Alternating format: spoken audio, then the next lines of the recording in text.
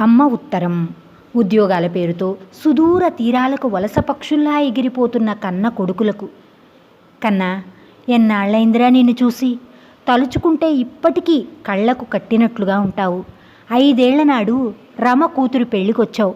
అంతే, మళ్ళీ ఇక రానే లేదు. కానక కన్న సంతానంలా నిన్ను 4 అమ్మాయిల మధ్య కనుపాపలాగా చూసుకొని పెంచుకున్నాను. నిన్ను ఇల్లు దాటి వెళ్ళనివ్వలేదు. ఆ చదువుల సరస్వతి నిన్ను వెంటేసుకుని వెళ్ళింది. అంతా చదువుకున్న వాళ్లేగా. నాకన్నా చదువుకొనకపోతేనేం, సంస్కారం వచ్చింది. చదవను రాయను నేర్చుకున్నాడు చాలు, వద్దు అన్నాను, వినలేదు. తరువాత ఉద్యోగలక్ష్మి ఊళ్ళేలిస్తోంది. ఎక్కడున్నా నువ్వు నా కొడుకువే.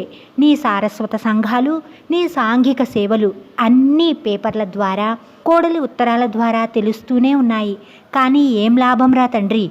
నీవు నీ పిల్లలు ఇంట్లో కాలికి చేతికి అడ్డంగా తిరుగుతూ ఉంటే, కోడలి చేత్తో చేయించి పెడుతూ ఉంటే సాగిపోయే జీవితం ఎలా ఉంటుంది? ఏమో, అది నాకు కల అయిపోయిందిరా బాబు.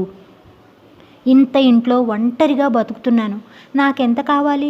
పిడికెడు ఉడకేసుకుంటే చాలు, వెళ్ళిపోతుంది. కానీ ఆసక్తి పోయింది. ఎలా తింటే కడుపు నిండదు, అలాగే నడుస్తోంది. జీవితంలో పొద్దు వాటారిపోతోంది.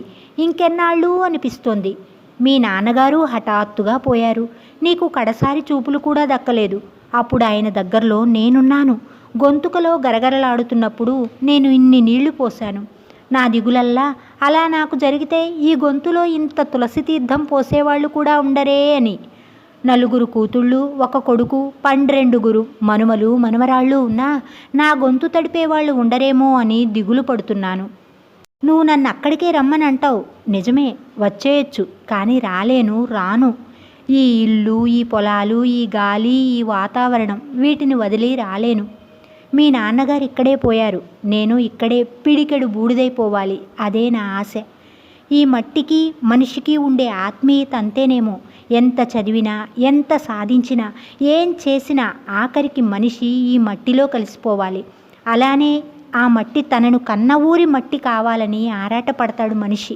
ఇది నా ఊరు, ఇది నా ఇల్లు, ఇది నాది. ఈ మమతానుబంధాలు లేని రోజున మానవత్వమే నశిస్తుందేమో. అందుకే అనాదిగా ఈ మమకారాలు ఇలాగే నిలిచిపోయాయి. నేనంత దూరం రాలేను. ఈ ఊరు విడవలేను. ఈ ప్రాణం తట్టెడా పుట్టెడా ఎప్పుడో హరి అంటుంది, నాకు తెలుసు. నాదెలాగూ దిక్కులేని చావే అవుతుంది. ఎప్పుడైతే ఆయన పోయారో అప్పుడే నేను ఒంటరిదాన్నైపోయాను. కానీ పోయేలోగా నువ్విక్కడికి వచ్చి 4 రోజులు గడిపిపో.